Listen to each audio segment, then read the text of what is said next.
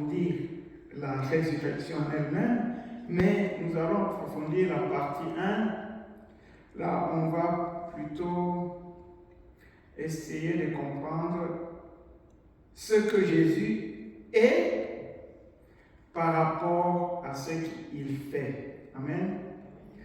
Ce que Jésus est par rapport à ce qu'il donne. Ce que Jésus est par rapport à ce qu'il a. Amen. Ça, c'est la première partie dans connaître Jésus comme notre résurrection. Le dimanche prochain, nous allons essayer d'approfondir la résurrection. Donc, aujourd'hui, nous allons lire le même passage. Le passage, c'est tiré de Jean chapitre 11. Nous le mettons, on va l'écouter à partir de la Bible audio. Jean chapitre 11, nous lisons à partir du verset 1 jusqu'au verset 46. Presque 46, oui. Jean chapitre 11, du verset 1 jusqu'au verset 46. De Béthanie, village de Marie et de Marthe, sa sœur. C'était cette Marie qui oignit de parfum le Seigneur et qui lui essuya les pieds avec ses cheveux. Et c'était son frère Lazare qui était malade. Les sœurs envoyèrent dire à Jésus, « Seigneur, voici celui que tu aimes est malade. » Après avoir entendu cela, Jésus dit, « Cette maladie n'est point à la mort, mais elle est pour la gloire de Dieu, afin que le Fils de Dieu soit glorifié par elle. » Or Jésus aimait Marthe et sa sœur et Lazare.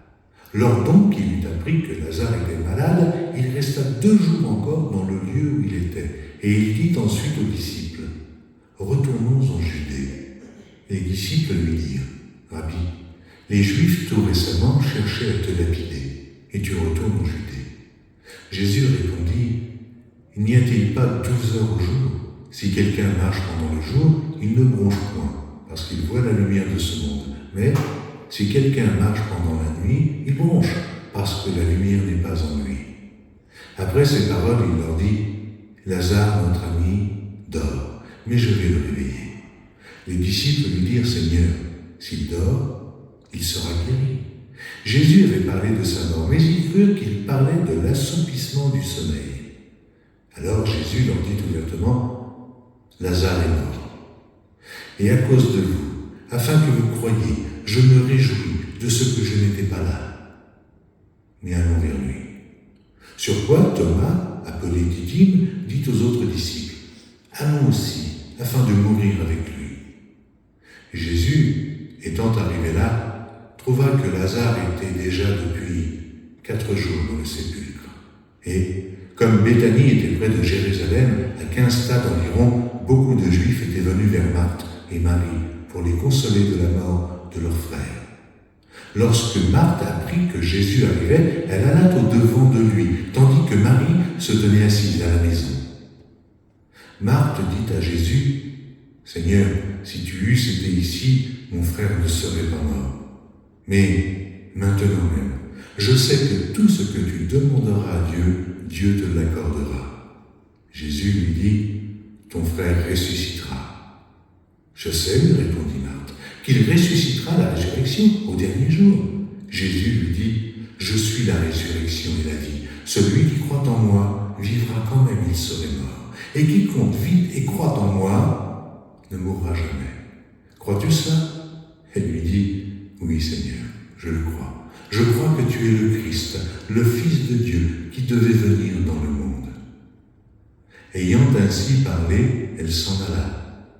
Puis elle appela secrètement Marie, sa sœur, et lui dit, « Le Maître est ici, et il te demande. » Dès que Marie eut entendu, elle se leva promptement et alla vers lui, car Jésus n'était pas encore entré dans le village, mais il était dans le lieu où Marthe l'avait rencontré. Les Juifs qui étaient avec Marie dans la maison et qui la consolaient, l'ayant vue se lever promptement et sortir, la suivirent, disant, « Elle va au sépulcre pour y pleurer. » Lorsque Marie fut arrivée, là où était Jésus et qu'elle le vit, elle tomba à ses pieds et lui dit, « Seigneur, si tu eusses été ici, mon frère ne serait pas mort. » Jésus, la voyant pleurer, elle et les Juifs qui étaient venus avec elle, frémit dans son esprit et fut tout ému. Et il dit, « Où l'avez-vous mis » Seigneur, lui répondirent-ils, viens et vois. Jésus pleura. Sur quoi les Juifs dirent, voyez comme il l'aimait. Et quelques-uns d'entre eux dirent, lui qui a ouvert les yeux de l'aveugle, ne pouvait-il pas faire aussi que cet homme ne mourût point? Jésus, frémissant de nouveau en lui-même, se rendit au sépulcre. C'était une grotte, et une pierre était placée devant. Jésus dit, ôtez la pierre. Marthe, la sœur du mort, lui dit, Seigneur, il sent déjà, car il y a 4 jours qu'il est là. Jésus lui dit, ne t'ai-je pas dit que, si tu crois, tu verras la gloire de Dieu. Ils ôtèrent donc la pierre, et Jésus leva les yeux en haut et dit, Père, je te rends grâce de ce que tu m'as exaucé. Pour moi, je savais que tu m'exauces toujours, mais j'ai parlé à cause de la foule qui m'entoure, afin qu'ils croient que c'est toi qui m'as envoyé. Ayant dit cela, il cria d'une voix forte, Lazare, sors. Et le mort sortit, les pieds et les mains liés de bandes, et le visage enveloppé d'un linge. Jésus leur dit, déliez-le, et laissez-le aller. Plusieurs des Juifs qui étaient venus vers Marie et qui virent ce que fit Jésus, crurent en lui. Mais quelques-uns d'entre eux allèrent trouver les pharisiens et leur dire ce que Jésus avait fait. Alors, les principaux sacrificateurs et les pharisiens assemblèrent le Sanhédrin et dirent, que ferons-nous? Car cet homme fait beaucoup de miracles. Amen. Le passage est long, mais il était très important que l'on puisse lire tous les passages, parce que je sais qu'il y a beaucoup parmi nous qui ne lisent pas la Bible, et c'est important qu'ils puissent de temps en temps écouter des passages très importants de la parole de Dieu. Ça va nous permettre d'avoir tous les contextes. Amen. Je vous prie d'être éveillés, de suivre bien l'enseignement d'aujourd'hui parce que c'est fondamental pour notre vie chrétienne. Inutile de faire des tours dehors quand on n'a rien à faire dehors. Quand on vient à l'église, c'est très important que les gens se préparent avant de venir à l'église. Quand on a sommeil, qu'on se lève, pour écouter la parole, pour que le sommeil ne nous emporte pas. Amen. Jésus, notre résurrection et notre vie. Aujourd'hui, nous allons parler de Jésus, notre résurrection. Et c'est l'introduction, ce qu'il est par rapport à ce qu'il fait. Ce qu'il est par rapport à ce qu'il fait. Nous allons d'abord essayer de répondre à cette question. Qui est Jésus pour toi? En quel Jésus? Quel Jésus? Quel est le Jésus pour lequel tu crois? Dans le passage que nous avons lu, nous voyons en fait 5 catégories. 5 catégories de foi, en fait. Nous voyons 5 niveaux de foi. Jésus veut nous amener au niveau numéro 5. Mais avant le niveau numéro 5, il y a 4 autres niveaux dans lesquels les gens tombent de temps en temps. 5 niveaux différents. Le premier niveau, c'est le niveau des gens qui ne croient pas en Jésus du tout. Le manque de foi, c'est aussi une foi. Amen. Quand tu ne crois pas que Jésus est le Seigneur, le Créateur de l'univers, quand tu ne crois pas ça, tu crois à quelque chose. Amen. Ton manque de foi en Jésus-Christ, c'est déjà une foi. Il y a des gens qui ne croient pas en Jésus du tout. Ils ne croient pas en lui du tout.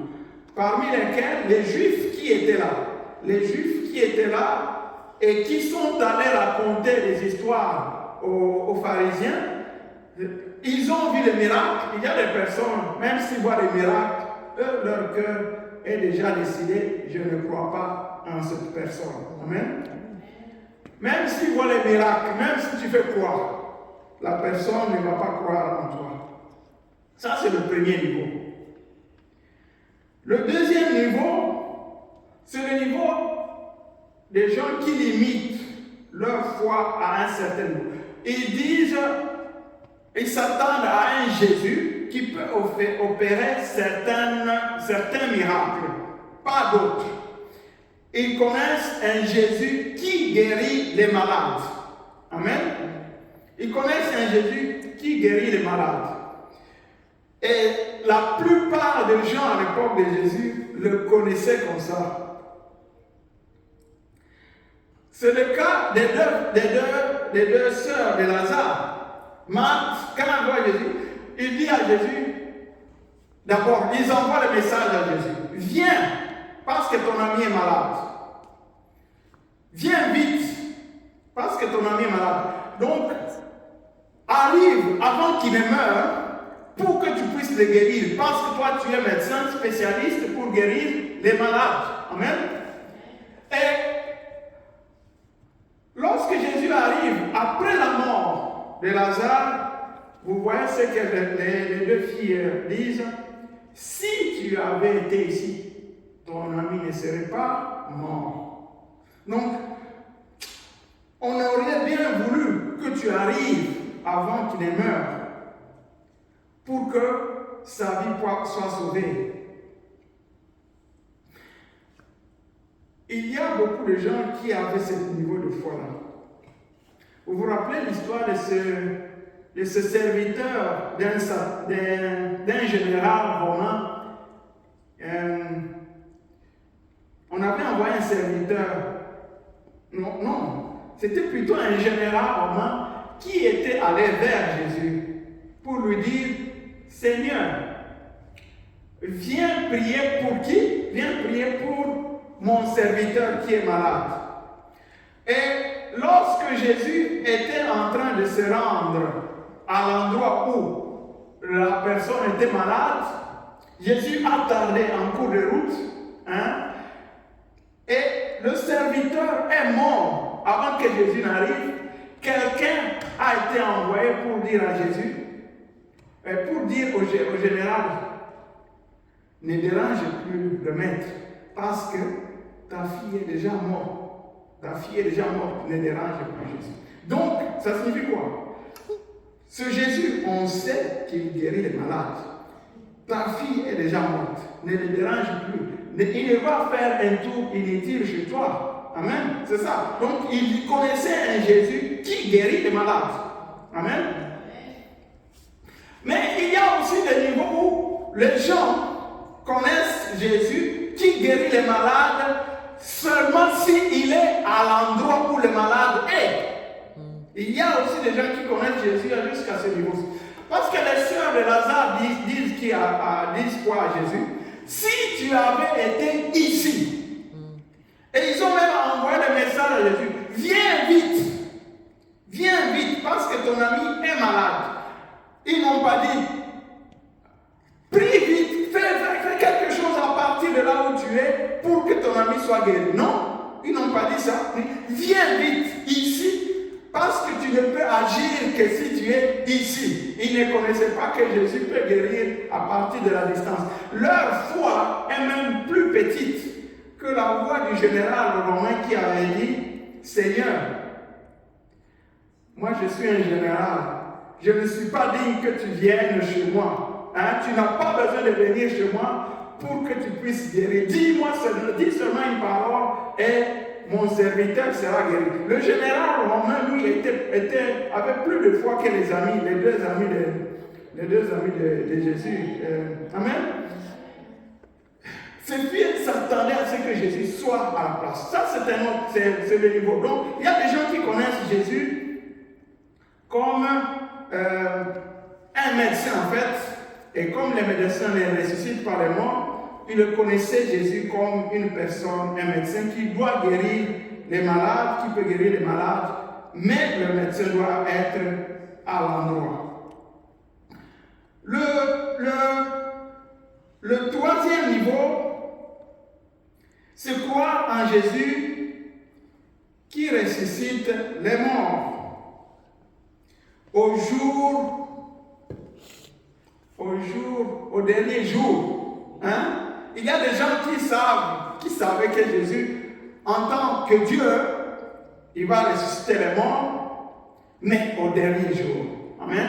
Au dernier jour. Il y avait des gens qui croyaient en Jésus à ce niveau-là. Et beaucoup parmi nous, parmi les chrétiens, il y a des gens qui savent que nous sommes bénis en Jésus-Christ de toutes les bénédictions, mais ces bénédictions sont célestes. Amen. Ces bénédictions sont spirituelles. Et en tant que spirituelles, elles sont spirituelles, elles sont au ciel. Ça ne nous concerne pas ici. Voyez-vous? Donc, nous connaissons un Jésus qui nous a bénis, mais qui va faire certaines choses au ciel. Voyez-vous? Ça, c'est un niveau où on peut se limiter là. Moi, personnellement, quand j'étais enfant, jusque peut-être à l'âge de peut-être de 20 ans, je ne pensais pas que Dieu se préoccupe, hein, ou du moins, Dieu se préoccupe de certaines choses de la terre ici pour nos vies. Je ne pensais pas à ça. Je pensais que Jésus est venu sur la terre pour nous sauver. Hein? Nous devons vivre en ne commettant pas les péchés afin d'aller au ciel seulement. Oubliant que tout le salut comprend tous les aspects de la vie chrétienne. Amen. Dieu s'occupe de notre nourriture, Dieu s'occupe de notre mari, Dieu s'occupe de nos enfants, Dieu s'occupe de notre santé, Dieu s'occupe de notre sommeil, hein? Il s'occupe de tout et il prend soin de tout ça. Mais il y a des gens qui pensent qui croient en un Jésus, hein, qui est venu seulement nous sauver du péché et les autres choses, le bonheur, hein, la joie, la richesse, c'est au ciel. Il y a des gens qui croient à ce niveau-là. Mais toi, à quel niveau tu crois? Il y a un quatrième niveau. Et là, c'est encore beaucoup plus élevé. Des gens qui croient que Jésus peut ressusciter des morts. Amen. Ce sont des gens qui ont vu Jésus ressusciter des morts. Ce sont des gens qui ont vu Jésus faire des miracles. Parce qu'ils ont vu, ils disent, ah, ce monsieur peut ressusciter les morts. Ce monsieur peut faire telle chose. Parmi lesquels on voit ces juifs aussi qui étaient là, qui ont cru en Jésus-Christ parce qu'ils ont vu Jésus guérir les malades, ressusciter Lazare. Ça, c'est un troisième niveau. C'est plutôt le quatrième niveau. Mais ce n'est pas le niveau auquel Jésus veut amener les chrétiens. Jésus veut amener les chrétiens à un niveau supérieur. À un niveau supérieur où on ne considère pas les actions de Jésus, mais on les considère lui-même. Amen. Nous devons croire en Jésus-Christ, oui, qui opère les miracles, qui ressuscite les morts, mais nous devons croire en plus. Nous devons croire en Jésus qui est le miracle lui-même. Jésus-Christ qui est la résurrection. Amen. Nous ne devons pas nous arrêter à croire en un Jésus qui peut ressusciter les morts, mais en un Jésus qui est lui-même la résurrection. Nous ne devons pas nous limiter à un Jésus qui peut préserver la vie, mais en un Jésus qui est lui-même la vie. Ça, c'est un niveau supérieur. C'est un niveau supérieur de la foi. Et c'est ce niveau dont nous allons parler aujourd'hui. Alors, interroge-toi toi-même. À quel niveau tu es? À quel niveau tu es? Est-ce que tu crois en un Jésus qui guérit les malades? Seulement? Est-ce que tu crois en un Jésus qui guérit les malades lorsqu'il est présent? Seulement? est-ce que tu crois en un Jésus qui ressuscite les morts, c'est-à-dire qui peut faire des choses dans ta vie? Ou est-ce que tu es arrivé à un niveau où tu crois en un Jésus qui est la chose elle-même que tu recherches? Amen. Parce que lorsque tu arriveras à ce niveau-là, c'est en ce moment-là que tu comprendras que ce que Dieu recherche dans la vie des chrétiens, ce n'est pas que nous admirions ce qu'il peut faire, mais que nous sachions que lui est tout. Amen. Amen. Que nous sachions que lui est tout. C'est ça l'important pour lui.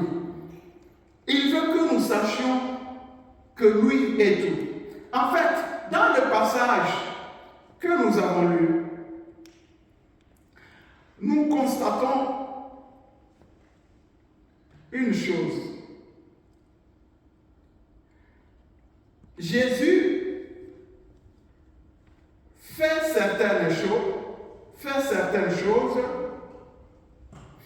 Dans le passage, nous constatons que Jésus dit une chose sur lui-même. Il dit, je suis la résurrection. Et c'est après avoir dit qu'il est la résurrection qu'il opère le miracle de la résurrection. Amen. Il dit qu'il est la vie. Il se décrit d'abord lui-même. Il dit ce qu'il est d'abord. Et puis, il fait quelque chose. En fait, ressusciter quelqu'un, ressusciter un mort, est une conséquence de ce que Christ est d'abord. Il dit, je suis la résurrection et la vie, et c'est ensuite qu'il ressuscite le mort. Pourquoi il ne dit pas aux deux sœurs, ce n'est pas un problème, ne vous préoccupez pas que je sois venu en retard. Il ne dit pas ça. Ne vous préoccupez pas que je sois venu en retard, parce que moi je suis capable de ressusciter les morts. Jésus ne dit pas ça. Il leur dit, je suis la résurrection et la vie. Il ne dit pas, je suis capable de ressusciter votre frère. Il ne dit pas ça. Et il se présente d'abord. Il dit, moi je suis la résurrection et la vie. Et c'est après qu'il fait le miracle. Nous aurions préféré, lorsque quelqu'un vient nous aider, qu'il nous dise ce qu'il peut faire, au lieu de commencer à nous dire ce qu'il est. Hein? Tu invites un médecin, tu sais d'abord qu'il est un médecin. Fais quelque chose, tu veux qu'il fasse quelque chose. Mais maintenant, au lieu de faire quelque chose immédiatement, il commence à se présenter. Moi, j'ai un doctorat dans tel domaine. Amen. Non, c'est pas ça dont nous avons besoin. Nous avons besoin que tu agisses. C'est la procédure dans laquelle Jésus. Je suis la résurrection. Et après maintenant, il fait quelque chose. Alors, à partir de ce comportement de Jésus, à partir de la façon dont il agit, nous pouvons tirer quelques conclusions. Et c'est ces conclusions qui sont très importantes pour nous. Nous pouvons tirer quelques conclusions. La première conclusion, c'est celle-ci. Le Seigneur ne veut pas nous montrer ce qu'il va faire. Il veut nous montrer ce qu'il est. Amen. Dieu ne veut pas nous montrer ce qu'il va faire. Il veut nous montrer ce qu'il est. Il ne parle pas de ce dont il est capable,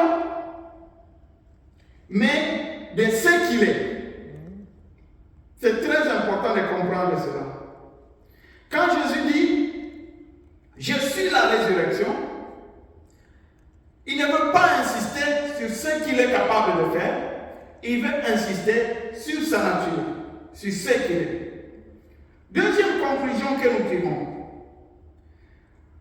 Nous devons comprendre que tout ce que Dieu peut faire dans ce que Dieu est. C'est très important de comprendre ceci. Tout ce que Dieu peut faire est caché, est inclus dans ce que Dieu est. Amen. Quand Dieu se présente à Abraham et dit, je suis El Shaddai. Amen. Il dit ce qu'il est. Je suis le Dieu Tout-Puissant. Il décrit ce qu'il est. En disant cela, il est en train de dire beaucoup d'autres choses, mais ces choses-là sont incluses dans la description de ce qu'il est. Amen. Quand Dieu dit, je suis El Shaddai, le Dieu Tout-Puissant, ça signifie que je peux battre tes ennemis, je peux te défendre, je peux combattre pour toi. Hein? Il dit toutes ces petites choses-là, mais toutes ces choses sont incluses dans ce qu'il est. Amen. C'est parce qu'il est la vie qu'il peut préserver la vie. C'est parce qu'il est la résurrection que Jésus peut donner la résurrection aux gens. Amen. C'est très important de comprendre que le est plus important que le fait. Ce qu'il est plus important que ce qu'il peut faire. Ce qu'il est plus important que ce qu'il a. Ce qu'il est plus important que ce qu'il peut donner. Amen. C'est très important. Il n'est pas seulement question de résurrection. Ça concerne toutes les situations. Si Jésus peut donner le pain, nous devons savoir qu'il est d'abord lui-même le pain. Oui, Jésus a eu des problèmes avec des gens qui ne cherchaient que des choses qu'il donnait toujours. Hein? Il a eu des problèmes avec ces gens. En fait, quand Jésus opérait des miracles, c'était un moyen pour lui d'amener les gens à comprendre qu'il ne devait pas se limiter à ce qu'il est en train de leur donner, mais d'associer la chose qu'il leur donnait à lui-même. Amen. Quand je vous donne le pain, sachez que ce n'est pas ça. Sachez que c'est moi votre pain d'abord. C'est pourquoi dans Jean chapitre 8, les gens suivent Jésus parce qu'il venait de faire un miracle. Hein? Il leur a nourri. À un moment donné, ils comprennent. Ces gens ne me suivent pas. Ils me suivent juste parce qu'ils ont eu la nourriture. Hein? Maintenant, je vais leur dire la vérité. Je suis le pain de vie. Hein? Qui me mange aura la vie. C'est vrai. Il est fou. Il commence à nous donner sa chair à manger. Ils n'ont pas compris. Amen. Ils n'ont pas compris. En réalité, toutes les réalités spirituelles se résument en Christ. Toutes les réalités spirituelles se résument en Christ. Ça, nous devons aussi comprendre. Les réalités spirituelles se résument en Christ, sont cachées en Christ. La protection est cachée en Christ. La rédemption est cachée en Christ. La paix est cachée en Christ. La joie est cachée en Christ. Le mariage est caché en Christ. Les voitures sont cachées en Christ. L'argent, la richesse sont cachées en Christ. Amen. Toutes ces choses-là sont cachées en Christ. Une quatrième conclusion que je suis en train de tirer. Pour que Jésus fasse quelque chose pour toi,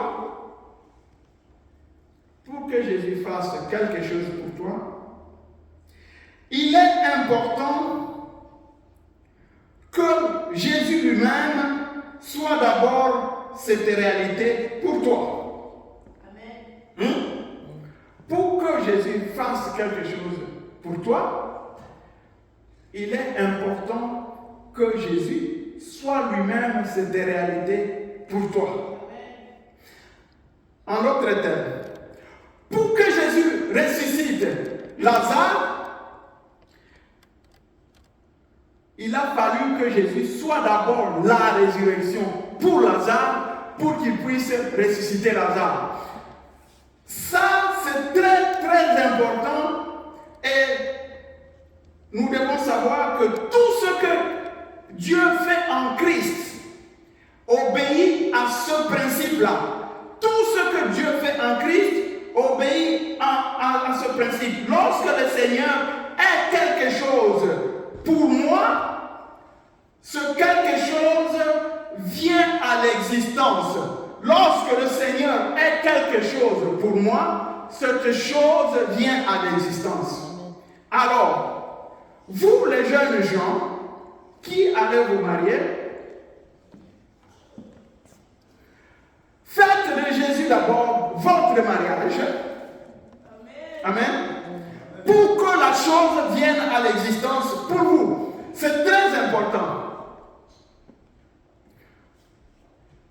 Tout ce qui est caché en Christ, tout ce que Dieu a mis en Christ, et nous sommes bénis de toutes les bénédictions en Jésus-Christ. Donc, Jésus, c'est un ensemble de bénédictions. Un ensemble de bénédictions. Mais tout cela, pour que cela soit manifesté pour nous, une grâce particulière pour que ça manifeste pour nous, il faut que Jésus soit d'abord cette grâce pour que cette grâce se manifeste pour nous. Alors, si tu cherches une voiture, il faut que Jésus soit d'abord la voiture pour toi, pour que la voiture se manifeste dans ta vie. Si tu veux avoir la joie, il faut que Jésus d'abord soit ta joie, pour que la joie se manifeste dans ta vie. C'est très important. Pour que tu puisses avoir un mari, il faut que Jésus soit d'abord ton mari, pour que ton mari puisse venir. Et lorsque tu auras fait de Jésus ton mari, tu verras que ton mari va venir sans tes efforts personnels. Il viendra. Ta femme viendra. Lorsque tu auras fait de Jésus ton mari ou ta femme, c'est-à-dire la priorité de ta vie, lorsque tu cesseras de te préoccuper de ce problème-là, individuel, isolé, si tu fais de Jésus, la chose va venir à l'existence. C'est très important. C'est pourquoi Jésus dit, je suis la résurrection. Il dit, je suis la résurrection. Il faut que je sois d'abord la résurrection pour que la résurrection se produise dans la vie de Lazare. Alors, quand tu viens avec des problèmes à Jésus, quand tu viens avec des problèmes à Jésus, il faut connaître la technique. Il faut connaître la technique pour les avoir. Exactement comme une jeune fille qui est sage, qui est intelligente,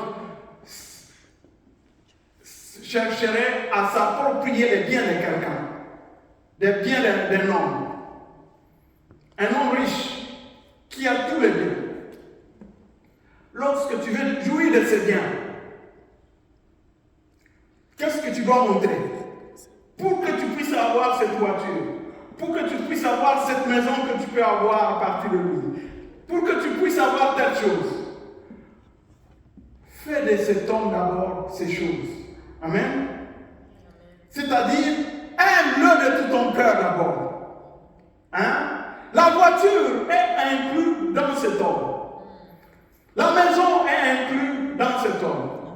L'argent de banque est inclus dans cet homme. Ne va pas rechercher les billets. Non. Ne va pas rechercher la voiture. Ne va pas rechercher. Il faut que tu lui montres que tu l'aimes. Lui d'abord. Lorsque tu l'auras aimé, la personne qui va réagir normalement parce qu'il va tout simplement dégager de ce qui est caché en lui. Amen. Il va dégager de ce qui est caché en lui. Il va dégager de ce qui est caché en lui.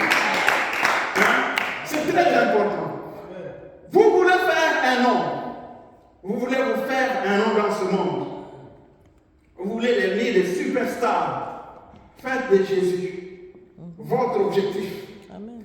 Faites de Jésus cette popularité que vous cherchez à avoir. Lorsque vous ferez de lui cette popularité, eh bien, il vous donnera de ce qui est caché en lui. Amen. En lui est caché aussi la popularité. Amen. Amen. Amen. En Jésus est caché le talent. En Jésus est caché l'argent. En Jésus est caché une belle famille. C'est très important. Donc, nous devons comprendre cela. Lorsque Jésus dit qu'il est quelque chose, cette chose deviendra la nôtre, mais nous devons d'abord rechercher le Jésus qui comprend ces choses-là. Dieu se préoccupe principalement pour nous les enfants de Dieu. Il veut que nous sachions ce qu'il est, que nous le connaissions lui, plutôt que de nous préoccuper des choses qu'il peut donner. Amen. Les choses qu'il peut donner sont cachées en lui. Ce n'est pas ça la priorité pour Dieu. Dieu est capable de tout. Amen. Il est capable de tout. Il est capable de tout réaliser. Je le disais aujourd'hui à un de mes enfants, lorsque je lui parlais, Dieu peut opérer un miracle qui peut te donner. En un clin d'œil. Les choses que tu recherches des années, Dieu peut les faire en un clin d'œil comme ça. Bam. Et il le fait. Et tu vas te demander, comment toutes ces années je les ai passées en train de chercher ça, je n'ai pas pu les avoir. Mais c'est maintenant que ça arrive. En fait, moi je l'ai constaté plusieurs fois, c'est lorsque j'abandonne, je cesse mes efforts personnels pour avoir quelque chose et que je me suis concentré sur Christ, que j'obtiens les choses, les meilleures choses que j'ai obtenues dans ma vie. Amen. Lorsque j'ai abandonné, j'ai cessé, j'ai dit, ah, maintenant ici, c'est fini, je ne m'en préoccupe plus, je laisse. Je vis tranquillement. Mais je me consacre au Seigneur. C'est lorsque j'avais abandonné que la chose arrive. Bam! Et ça vient, c'est la meilleure chose que Dieu peut te donner. Amen. C'est la meilleure chose que Dieu peut te donner. Je me rappelle lorsque j'étais en Tanzanie, je suis allé là, je faisais des démarches pour essayer de venir en Occident. Hein? Les choses ont marché mal. Mais à un moment donné, ayant constaté que j'étais devenu d'ailleurs malade, j'ai commencé à prier, j'ai même abandonné. Et lorsque je m'étais alors consacré vraiment au Seigneur, c'est à ce moment-là que j'ai reçu juste une idée comme ça. Et cette idée a produit ce que je suis devenu maintenant. J'ai pu avoir en un clin d'œil, au cours d'une année et demie, mes démarches pour venir en Occident se sont réalisées. Parce que j'avais tout simplement abandonné. Lorsque je n'avais plus d'espoir. Je me rappelle, lorsque j'ai eu le problème avec mon premier mariage, j'ai fait des efforts pour essayer de récupérer, d'arranger. Non, ça n'a pas marché. Je me suis consacré au Seigneur. Et je me rappelle lorsque certains de mes frères me disaient, mon frère, qu'est-ce que tu vas faire maintenant? Quel est ton projet? Qu'est-ce que tu vas rester comme ça? Je leur disais, non, cette histoire-là des mariages, moi je laisse faire.